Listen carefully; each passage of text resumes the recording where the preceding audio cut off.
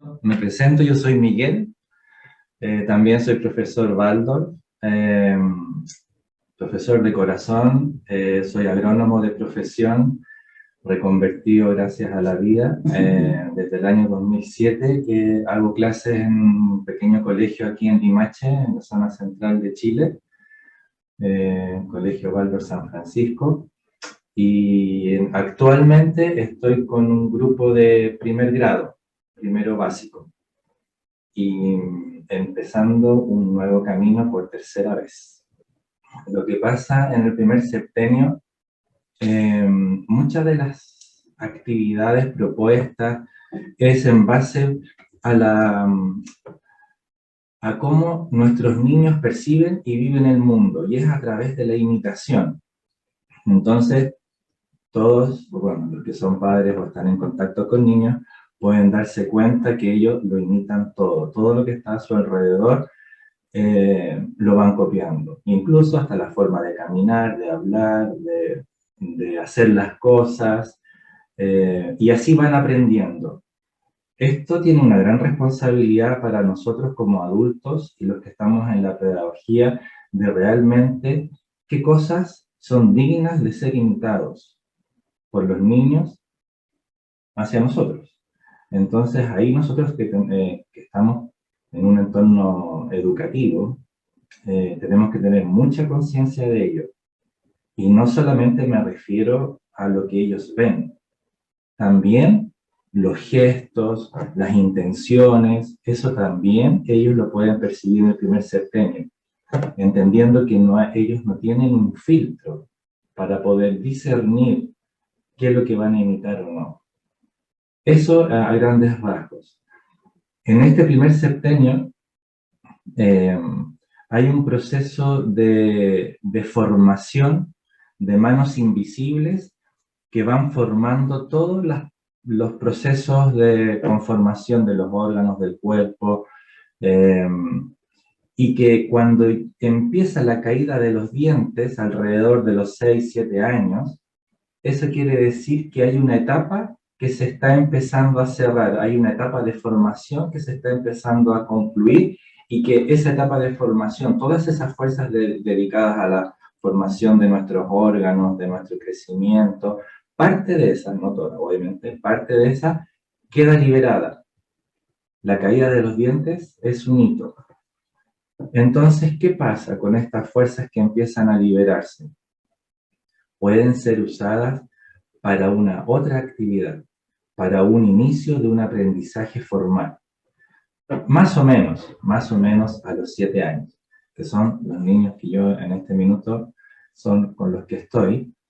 Y ahí uno puede ver cómo en esta transición, en este último año de este primer septenio, se puede empezar a establecer algunas actividades en pos de una formalización de la educación, entendiendo que hay todo un proceso, hay un tiempo que uno tiene que ir tomándose en esta etapa, pero ellos quieren aprender, y ahí uno tiene que empezar a adecuar ya las cosas que en el primer septenio las profesoras, profesores de kinder hacían, uno tiene que empezar a adaptar para esta nueva etapa.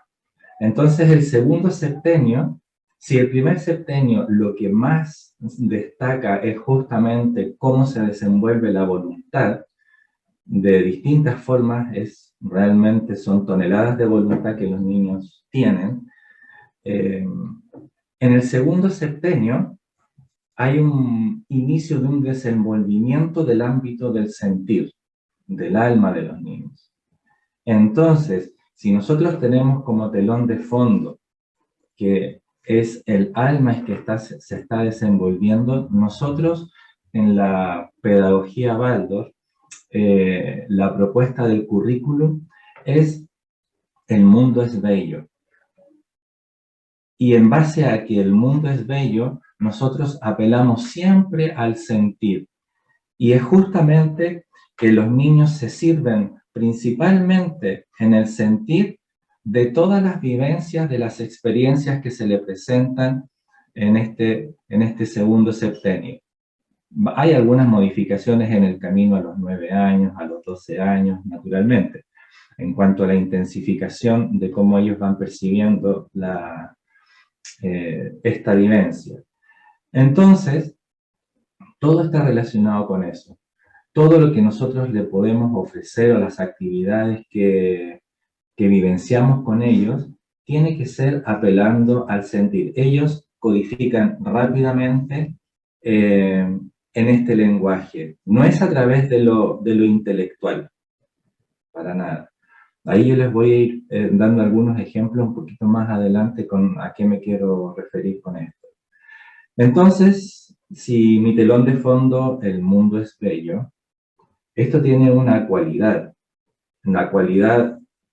a diferencia del primer septenio, que era apropiarse del propio cuerpo. Aquí el mundo es bello, la dirección es hacia lo que me rodea, y lo que me rodea en mi entorno, me puedo empezar a relacionar, a dar cuenta de los otros que me rodean, del mundo que me rodea, y esta cualidad apela a la facultad de relacionarnos siempre con belleza, siempre no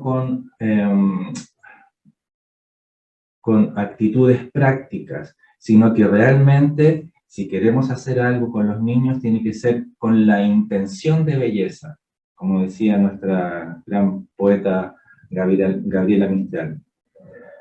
A veces se nos dice que la pedagogía Waldorf es como la pedagogía para los artistas, y hay una confusión ahí. No es pretensión de la educación Waldorf que los alumnos sean artistas. No es pretensión. Sino que es el medio por el cual en este septenio ellos pueden relacionarse mejor con las distintas actividades que nosotros le podemos proponer. También que el telón de fondo, decir que el mundo es bello, también tiene una dirección. Y esto tiene claramente que ver con el verso que les dijo Mariela al inicio, la dirección de generar un puente con el mundo. Este puente debe ser hecho primero por el adulto. Uno tiene que hacer el puente y cruzarlo. Y en esta relación pedagógica, ya sea haciendo cualquier actividad de acuarela, de una narración, de un juego, de narrar un poema, en esta actividad nosotros debemos tocar justamente el sentir de los niños para que ellos quieran emular lo que nosotros estamos haciendo. Y si nosotros en el tiempo vamos vinculándonos con ellos, vamos reforzando esta relación y haciendo todos los días un pequeño puente en distintas actividades, ellos realmente van a querer hacer lo que nosotros proponemos. No es la idea estar obligando a los niños en este sentido para que hagan las cosas, sino que realmente sientan, ¿ya?, que la actividad que se está haciendo, primero, uno como adulto también lo está sintiendo y uno también lo está viviendo. Y es increíble lo automático que es cuando ellos perciben eso. Cuando por distintas razones, somos seres humanos, uno no está conectado con la propia actividad que uno está diciendo hacer, los niños se desconectan totalmente y ahí queda un poco de alboroto que uno tiene que retomarse. Por eso es importante como adultos, en este sentido, si queremos estar en una actividad para poder entregar algo, tiene que ser primero con nosotros mismos. Nosotros mismos tenemos que haber construido ese puente, esa actividad, estar conectado con nuestro sentir para que eso sea codificado y recepcionado por nuestros niños de esa forma. También el mundo es bello, apela a un ideal, que es la belleza. Entonces, nosotros vamos conformando, amasando, construyendo en el alma de los niños el mundo interior, el mundo de las emociones, de los sentimientos, en donde ya la paleta de emociones queremos que sea la más variada posible entre la antipatía y la simpatía. Todas las emociones son bienvenidas. Pero sí, ahí nosotros tenemos que empezar también a educar la forma en que eso ellos lo van colocando, ¿ya? En el mundo. Hasta la rabia es bienvenida, por así decirlo, pero no la forma en que yo la expreso, ¿ya? Este cáliz que nosotros con todas las actividades que hacemos lo vamos conformando, lo que queremos hacer es que todas las experiencias que nosotros les brindemos tengan sentido. No hacer por hacer. No sé si me explico. No hacer algo por, en el cual nosotros no hayamos puesto en el corazón, en el alma de nuestros niños, el sentido que eso tiene para nosotros, ¿ya? El por qué lo estamos haciendo. Y eso va cultivando la vida anímica, y para mí esto es la raíz de lo que después va a ser muy importante conversar en lo que va a venir al final del segundo septenio, con todo lo que tenga que ver con la pubertad y lo que nos convoca en este encuentro.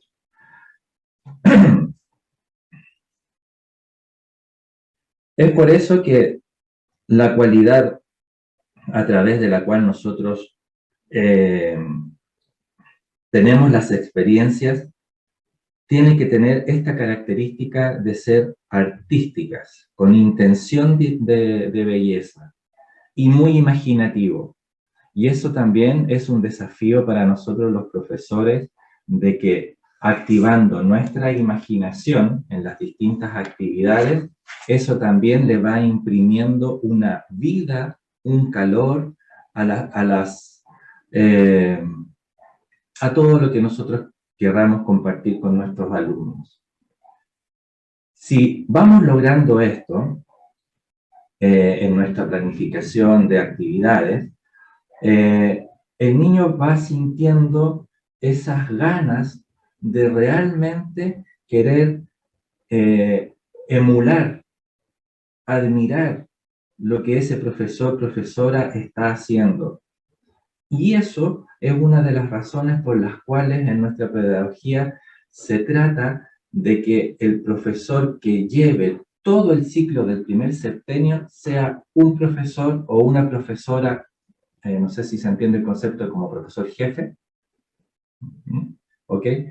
Que vaya llevando los temas principales. ¿Por qué? Porque lo que se quiere es justamente ir profundizando en este vínculo para que los niños, las niñas, vayan sintiendo esta profundización en el conocimiento de las necesidades que ellos tienen, y el profesor ya los va leyendo mejor. Al principio es muy fácil darse cuenta de lo desconocido que son, o sea, que uno es para ellos, y al revés también viceversa, de que uno no los conoce a ellos cuando uno los recibe en la mañana. Entonces, pero al poco andar, par de meses, ya uno puede saber, sin que haya ninguna palabra de por medio, cuando llegan en la mañana, si ese niño durmió bien, está feliz, está nervioso, está contento, y eso solamente se logra justamente con el conocimiento mutuo, y eso es lo que ellos inconscientemente necesitan y piden, no lo dicen evidentemente. Entonces, está el conocimiento, el lazo que se forma ahí, que incluso a veces en la clase ellos se confunden, y en vez de decir mi nombre Miguel, me pueden decir mamá o me dicen papá. Y al revés también, en la casa, también apoderados, también me cuentan que a veces ellos los llaman al papá o la mamá por mi nombre. Entonces, pero eso no importa, ¿sí? Lo que ahí está reflejado es el sentimiento, es que en el fondo uno ya llegó al corazón de los niños en ese ámbito. Y eso es muy bonito, es muy lindo de poder vivenciarlo. Por eso, en este septenio, la búsqueda de la autoridad amada es importante en estos términos que estoy hablando. El concepto de autoridad, yo sé que no es muy bonita, está muy mal usada, pero desde la forma en que se los acabo de plantear, es en donde la autoridad es reconocida por el niño hacia el adulto y no en dirección contraria. Uno no impone esa autoridad. Son ellos los que determinan en base a las vivencias, a la cualidad de todas las actividades que les comento, que ellos son los que inconscientemente asignan al adulto referente como una autoridad. Y una de las señales es esta que les dije, de repente que ellos te pueden llamar o papá o mamá o en la casa viceversa, como les comentaba recién. Otra cosa que les quería comentar, son muchas las que me gustaría conversar con ustedes, es en relación al currículum. El currículum Waldorf es una propuesta bella, es un camino hermoso que propuso Rudolf Steiner ya hace más de 100 años. Y claro, como cada pedagogía, no puede haber una propuesta curricular si es que no hay una mirada del ser humano. Entonces también hay una mirada aquí en este caso del ser humano tripartita, en donde Steiner hablaba de que nosotros somos conformados cabeza, tronco y extremidades, ¿ya? Hablaba que en cada una de estas partes físicas se alojan sistemas, el sistema neurosensorio en la cabeza, el sistema rítmico en nuestro tronco y el metabólico motor y reproductor en la parte de las extremidades. Y en estos sistemas se van desarrollando las tres facultades del pensar, del sentir y del hacer.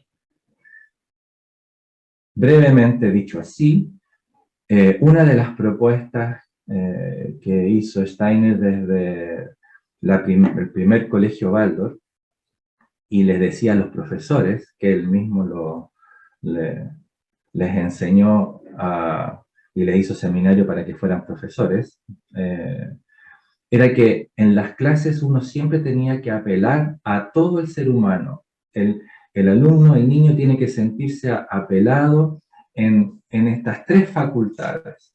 Entonces, es importante en la consideración, en la planificación de las clases, la tripartición también.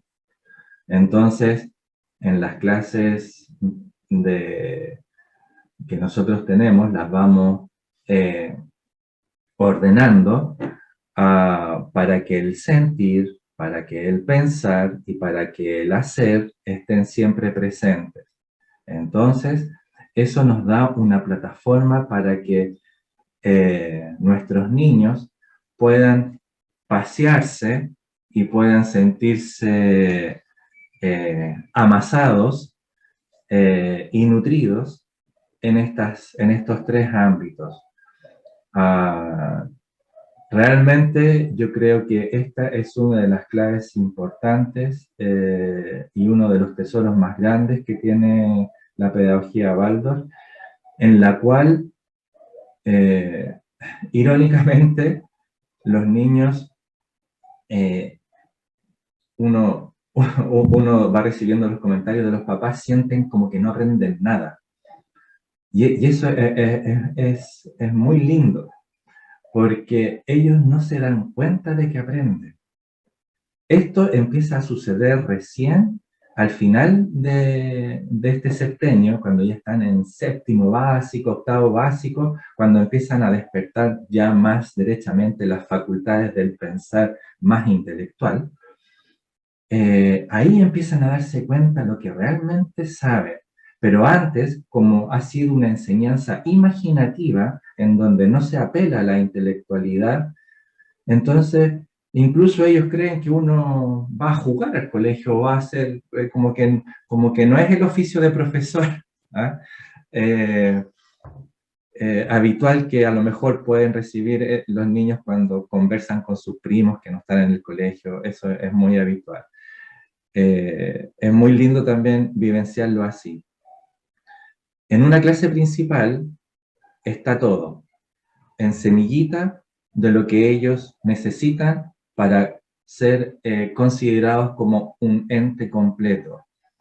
Está el saludo, hay, hay un verso que compartimos todas las mañanas y todos juntos encendemos una velita y decimos un verso dando gracias por este nuevo día, damos gracias por el encuentro con mis compañeros y por lo que la vida nos va a regalar en ese día. Después de eso, jugamos. Cuando son más chiquititos, realmente son rondas de juegos y ahí nos encontramos en el movimiento, de todo tipo. Yo, por ejemplo, en este año, que estoy con niños de 6, 7 años, estoy jugando a las mismas rondas que yo jugaba cuando yo era chico en mi barrio. Y a ellos les encanta jugar a eso, jugar a corre, corre la guaraca, a la ronda de San Miguel, el lobo está, eh, todo también tiene una intención y una mirada para que todo ese movimiento con esa alegría, ellos puedan ir encontrándose, porque es un grupo que se está formando y se están conociendo. Son niños que vienen de distintos lados y ahí se produce de todo. Encuentros y desencuentros. Los que quieren participar, los que no. Y ahí se encuentran todas las personalidades y a través de estas actividades que son arquetípicas tan hermosas que han estado desde que el hombre es hombre, desde que el ser humano es ser humano, digamos, los niños entran y les encanta. Después de eso, hay una parte en donde podemos recitar poesías, podemos cantar, hacemos juegos rítmicos con las manos, con los pies. eh, entonces ellos se ven desafiados también a poder también imitar al profesor o hacerlo todos juntos, porque a veces ese es un gran desafío, hacer todo eso todos juntos, y a cantar. Cantos de distintos tipos, normalmente nosotros tratamos de que vayan las canciones que vamos compartiendo con los niños que tengan que ver con la época del año en la que estamos viviendo. Por ejemplo, si estamos en otoño, cantamos canciones que tengan reflejo de lo que está pasando afuera en la naturaleza, ¿ya? Con los árboles, con los animalitos, con la cosecha. De hecho, cerramos cuando se acaba el otoño con una actividad muy linda que es cosechar y preparar cosas ricas para compartir en el curso. Todo que tenga un sentido para que ellos puedan ir relacionándose con lo que pasa en la naturaleza en la sala de clases. De hecho, en la misma sala de clases hay una mesita que se llama la mesita del tesoro, que va cambiando de tanto en tanto, de acuerdo también a lo que pasa afuera. Entonces ellos van, en las salidas que hay, que tenemos, ellos van trayendo tesoros. Y en esa mesa van quedando los tesoros que ellos van encontrando, pero ellos también van sacando los que ya no les gustan. Entonces ahí vamos entre todos armando esa mesita del tesoro. A veces aparecen hojitas, a veces aparecen bichitos, a veces aparecen plumas, o si no también ramitas. Hay una vela, obviamente, ahí, que es la que encendemos cuando decimos los versos en la mañana y también cuando nos despedimos al final del día. Cuando terminamos la parte ya más rítmica de la clase, que es el canto, la poesía, viene la materia del contenido según la época que estemos. Hay 3 épocas.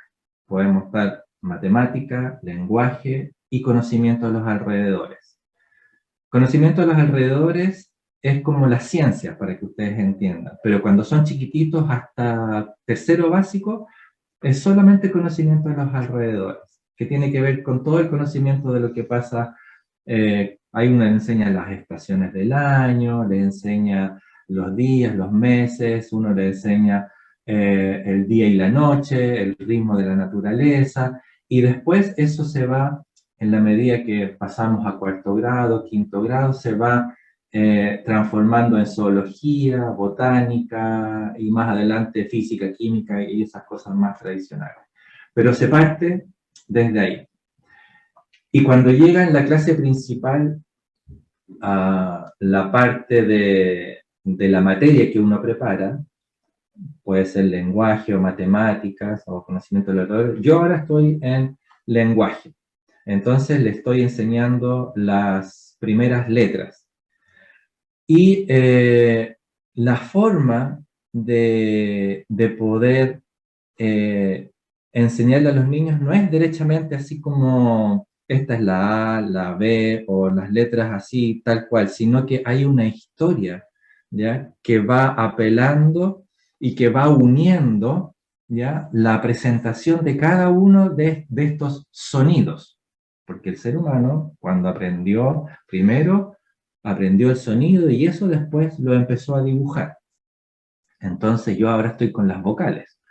Las vocales tienen una cualidad distinta porque son las emociones que nosotros tenemos. Después vienen las consonantes y que eso se encuentran en las cosas. Entonces, por ejemplo, la B larga la puedo encontrar en un bote. Entonces yo en la historia coloco un bote y al día siguiente, cuando yo ya he pasado esa historia, recordamos y encontramos la B en ese bote. Y así, lo que ustedes también se puedan imaginar, la M en la montaña, por ejemplo, y así sucesivamente. Entonces, ellos van vinculándose con su sentir con cada una de las letras. Entonces, pasa que esto es muy potente porque esto entra directamente en el alma de los niños y eso apela a que en su capacidad de memoria ellos incluso pueden recordar muchos años después cómo aprendieron cada una de las letras. Es increíble. Y eso es porque día a día uno, con la entrega del contenido, uno va apelando a que ellos hagan su propio ejercicio interior de poder primero recordar lo que es la historia del día anterior. Entonces yo les doy un tips al principio, a ver qué pasó ayer con el príncipe que quiso cruzar el río en este bote. Entonces, y con ese tip ellos recuerdan la historia. Entonces, si uno va haciendo ese ejercicio, de que ellos con sus propias fuerzas vayan en esta introspección buscando y musculando el recordar, eso es muy potente. Eso es lo que nos hace realmente y nos diferencia de los animales, el tener esta capacidad de poder ir por nuestras propias fuerzas interiores a ir a buscar esa imagen. Entonces, al principio, es un ejercicio como de panal de abeja. Yo no pregunto a ningún niño directamente, a ver, Juan, dime qué... No, yo digo, y a ver, ¿quién recuerda? Entonces ellos van desarmadamente, digamos, uno va recordando una cosa, otro otra cosa, y entre todos armamos después, y yo con lo que ellos dijeron y evidenciaron, yo cierro la imagen del día anterior y luego con eso yo puedo hacer un trabajo en el cuaderno, un dibujo, o puedo hacer modelar con una cerita, algún trabajo concreto, algo que aterrice lo que ellos recordaron para que quede en algo concreto, físico, ¿ya? Normalmente tenemos una croquera, ¿ya? Y en la croquera plasmamos ahí también varias de nuestras actividades. También podemos dibujar con crayolas, con crayones, también podemos trabajar con acuarelas, podemos hacer varias cosas, la verdad. Y una vez que termina la clase formal, en este caso de las letras, viene la parte que más les gusta a los niños. Yo creo, esta sí que es la parte que más les gusta, son las narraciones. Es impresionante, y esto yo lo he visto en todos los alumnos, en todas partes, que es muy raro un niño o una niña que no le gusten las narraciones que vienen al final de la clase, a cerrar la clase principal, y estas narraciones van acorde en el grado que nos encontremos. Como decía Mariela, en los más chiquititos, en primero básico, nosotros contamos a cuentos Grimm, cuentos de hadas. En segundo básico, las narraciones tienen que ver con fábulas. Y eso va en relación a la conciencia, al estado evolutivo en que están los niños. En tercero básico están las historias del Antiguo Testamento. En cuarto básico están las historias de los nórdicos. En quinto básico están en Grecia. Después, y así. Después les vamos a contar un poco más adelante. Pero cuando llega la narración, es un silencio absoluto, realmente, y en donde ellos echan a andar su imaginación de una manera importante. También, antes de empezar, recordamos, a ver, ¿en qué quedó la narración el día anterior?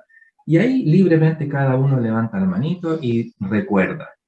Entonces, ahí, con estas pequeñas cosas, muy simples, uno realmente va forjando el mundo interior en el cual ellos libremente van musculando la voluntad de poder recrear sus propias representaciones.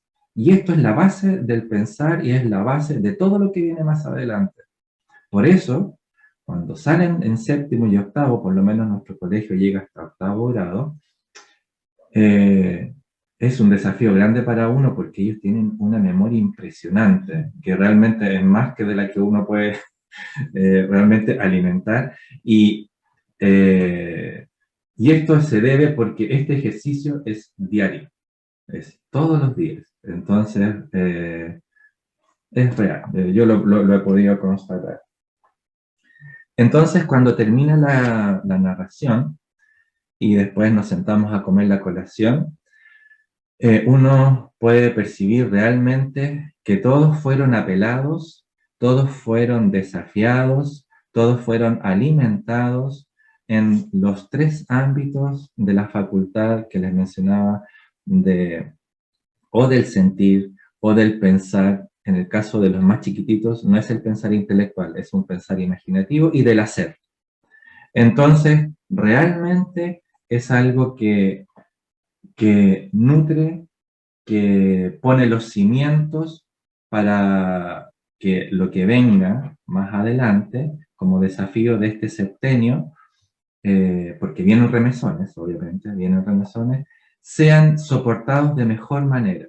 Entonces, el primer remesón es a los 9 años, en donde el yo ahí se potencia un poco más, se intensifica un poco más, y así como a los 3 años el yo se hace presente, y el niño puede referirse a sí mismo con su propio nombre, a los 9 años hay también una segunda intensificación del yo, en donde se intensifica la capacidad del sentir y donde él se puede percibir un poco más a sí mismo y donde se empieza a sentir un poco más solo a veces, por primera vez. Esto también a él le puede dar un poco de miedo, un poco de susto, pero es normal que así suceda. Entonces, como hay una mayor intensificación del sentir alrededor de esta edad, también a veces hay cambios de ánimo inexplicables, que uno no entiende por dónde vienen.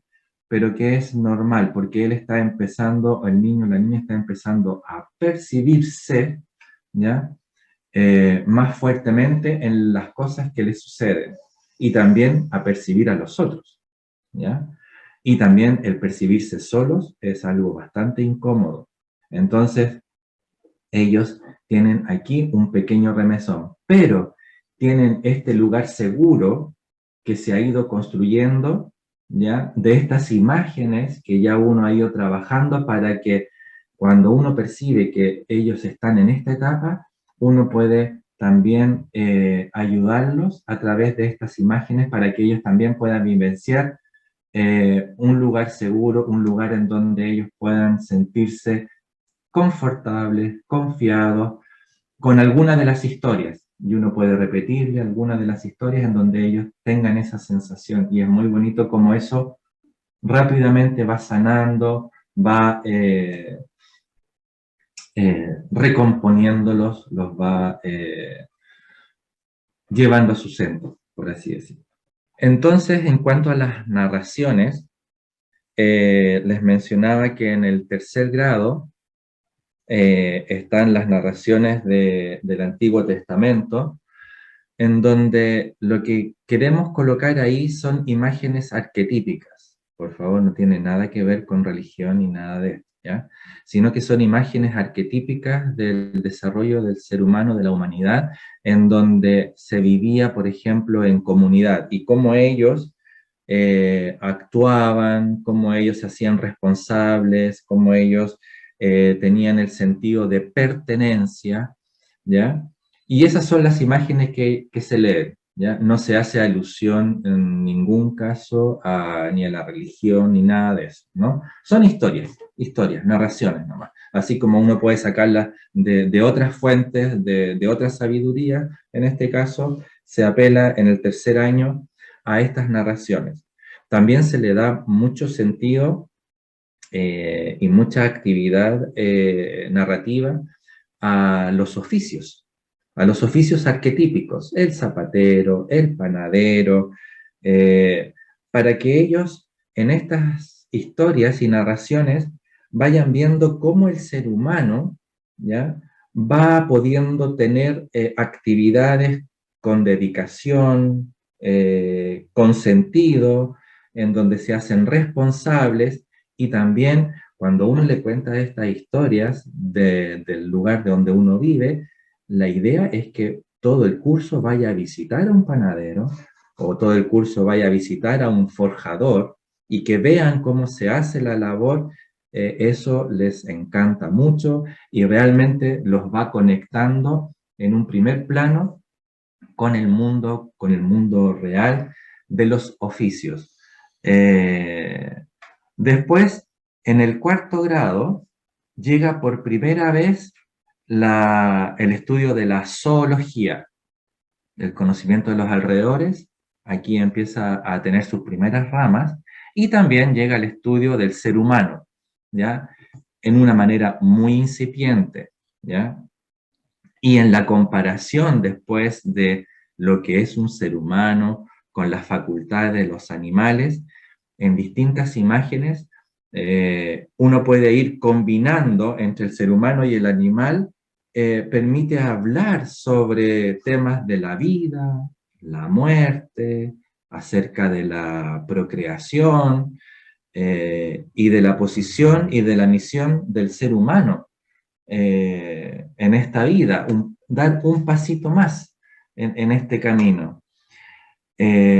También salen preguntas sobre, ellos se dan cuenta que los animales están como atrapados en su actividad, en cambio el ser humano no somos, no somos hábiles en nada, pero podemos hacer todo. ¿Ah? Podemos ir aprendiendo todas las cosas que queramos. Entonces ellos van empezando a comparar. Y esto también es muy bonito de ver en estas conversaciones. Y estos son como los primeros pasos que uno puede ir dando desde la periferia, antes de llegar a hablar más adelante, cuando los chicos ya tengan 12, 13 años, de algo más relacionado con lo que es la procreación, el sentido de la sexualidad en sí. Pero primero uno viene de una imagen del ser humano desde la periferia. Más que la procreación, a ellos les interesa el origen, de dónde viene el ser humano. Y por eso son todas estas historias de las mitologías del Antiguo Testamento o de los cuentos Grimm, que son imágenes arquetípicas de una sabiduría muy, muy ancestral. Esto no es creación de la antroposofía ni nada. Estos son cuentos que estaban muchos antes y que son usados en la pedagogía Waldorf, porque se entiende que en esa edad que están los niños, por ejemplo, ellos pueden codificarlas y pueden asimilarlas y pueden entenderlas sin mayores explicaciones, y eso es lo bonito. Ellos van entendiendo como que ellos leyeran ese mismo lenguaje, como les decía Mariela, en los cuentos Grimm, el bosque no es un bosque, el príncipe no es un príncipe realmente, la princesa cuando hay un casamiento tampoco es un casamiento, son imágenes arquetípicas que en la antigüedad los antiguos que estaban más conectados con el mundo espiritual podían bajar estas imágenes y contaban historias y la gente podía entenderlas. En ese estado de conciencia nosotros podemos, en la edad de los niños más chiquititos, poder usarla. Obviamente eso tiene un tiempo y después hay que ir cambiando para ir adecuándonos a la evolución en que van teniendo en la evolución y en esta encarnación. Después cada vez más aterrizados, digamos, en segundo básico, en tercero y así sucesivamente. Todo esto que le estoy contando muy resumidamente va dando los cimientos, la base, las raíces, ¿ya? Para poder después entender por qué se dan las flores y los frutos, por así decirlo también. Antes de hablar de sexualidad, antes de hablar derechamente de lo que es reproducción y todo lo que ahí se puede agregar, no tiene sentido si nosotros no conformamos algo que lo contenga, algo que pueda ser mirado de manera normal, sin ninguna vergüenza, si es que nosotros hemos hecho este camino. Eso realmente es una manera, yo creo, muy saludable, ¿ya? De poder hacer este camino. Y sin hablar nada de sexualidad, con todo esto, sí lo estamos haciendo indirectamente, porque estamos fortaleciendo el músculo anímico, ¿ya? De que nuestros chicos puedan tener este camino en la gratitud, en el agradecimiento, en el camino de poder hacer que ellos puedan vivenciar el amor. Eso no nace espontáneamente, eso se construye. Entonces, cuando ese cáliz está conformado, ahí podemos colocar elementos más gruesos para poder satisfacer las dudas y las preguntas naturales que van a venir más adelante y que está bien que así sea. Y ahí como adultos nosotros tenemos que preguntarnos si estamos a la altura y si podemos realmente, honestamente, poder acompañar o hasta dónde. De acuerdo, eso ya es personal. Y también muy en la línea con los apoderados. Esto no puede ser un camino solo de los profesionales o de los profesores, tiene que ser con los papás. Esto es un trabajo de comunidad. Eso es lo que les quería yo contar a todos.